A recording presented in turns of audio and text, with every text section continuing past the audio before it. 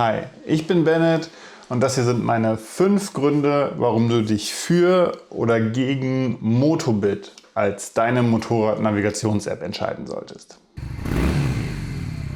Nummer 1 ist der Algorithmus. Der ist solide. Er ist jetzt vielleicht nicht der beste, den ich jetzt so kenne, wenn man jetzt so die Tool in unterschiedlichen Routing-Sachen vergleicht, aber er liefert vernünftige Ergebnisse und er hat die Möglichkeit, als einziger Algorithmus, den ich kenne, eine Sport-Touring-Alternative zu haben. Also ich kann schnell mit Autobahn planen, ich kann schnell ohne Autobahn planen, ich kann kurvig planen und ich kann für Sport-Touring planen. Da für Fahrer, wo man jetzt halt vielleicht nicht immer in den Korkenzieher rein will, sondern wo man auch Streckenabschnitte hat, wo man es dann halt auch mal fliegen lassen kann.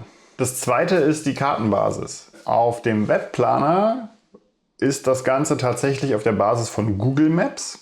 Ich kann mir hier einfach das von Google Maps bekannte Layout drüberlegen, wo ich einfach sehe, wo ist jetzt gerade Stau, wo will ich vielleicht nicht lang fahren.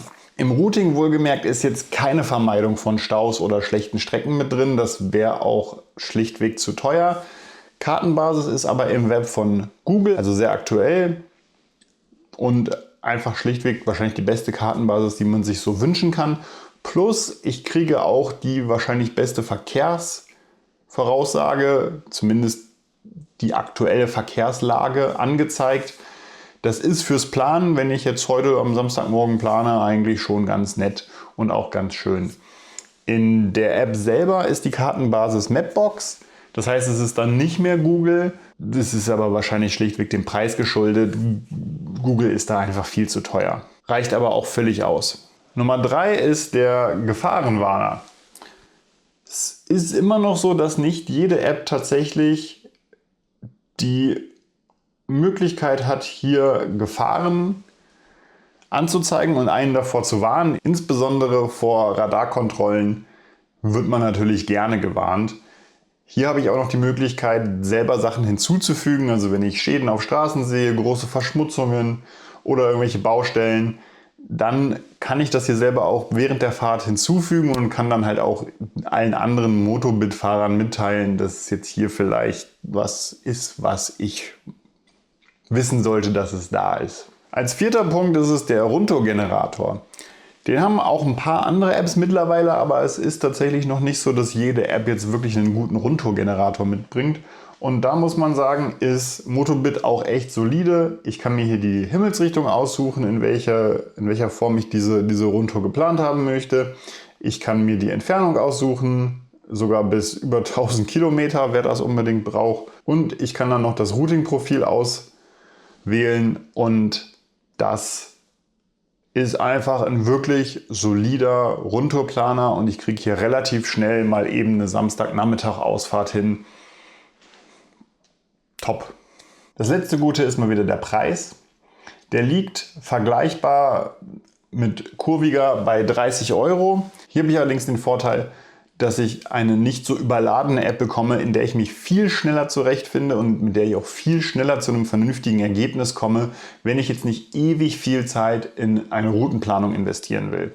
Plus, es gibt eigentlich immer irgendein Angebot, mit dem man diesen Preis für ein Jahr auch locker auf 20 Euro drücken kann. Ich habe immer gesehen, es gibt fast immer irgendwo ein 30% Angebot.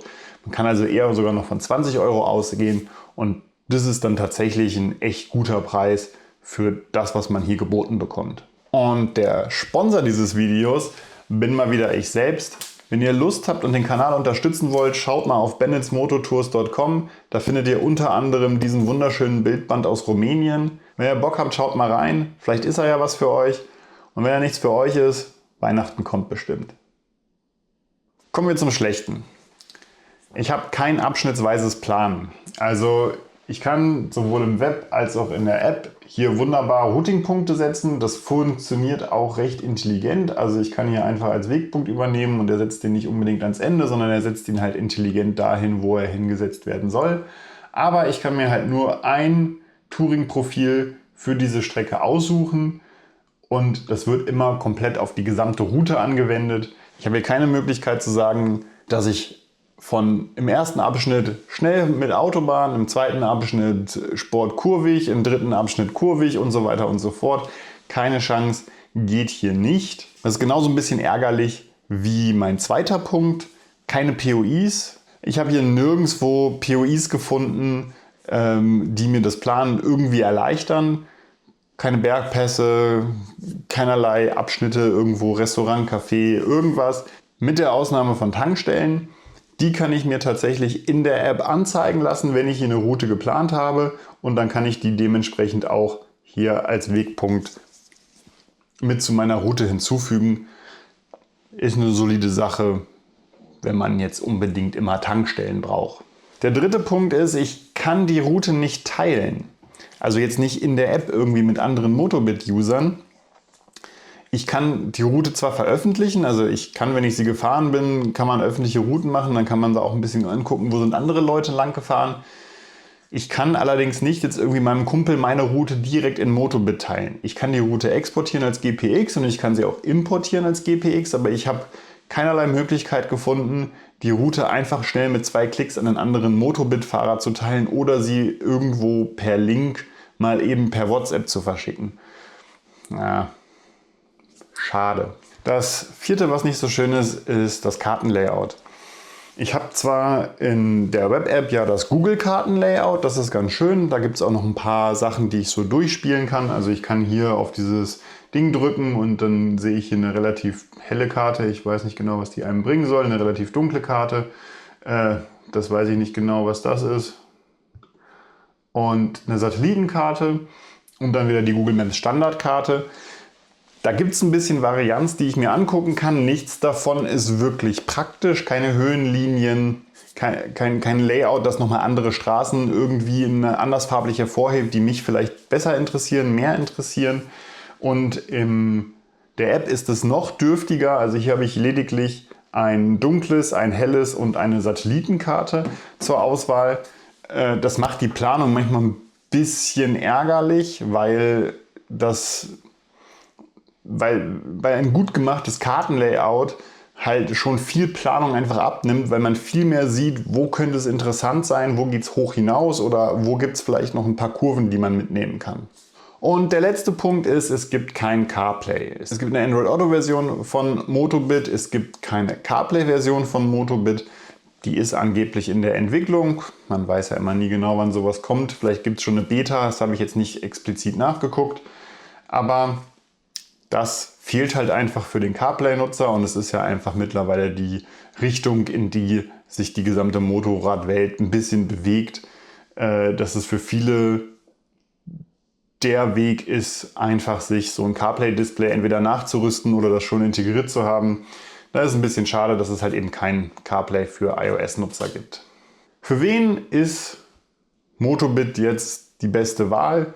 Ich würde sagen, für Leute, die vor allen Dingen Straßenmaschinen, Sportler oder Sporttourer fahren, die eine unkomplizierte, verhältnismäßig günstige App suchen, mit der man schnell gute Routen planen kann, auf denen man halt auch mal ein bisschen mehr Gas geben kann.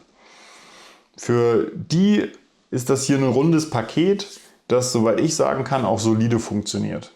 Wenn ihr meine Meinung noch zu anderen Apps haben wollt, lasst mir gerne einen Kommentar da und ansonsten sehen wir uns im nächsten Video. Ciao.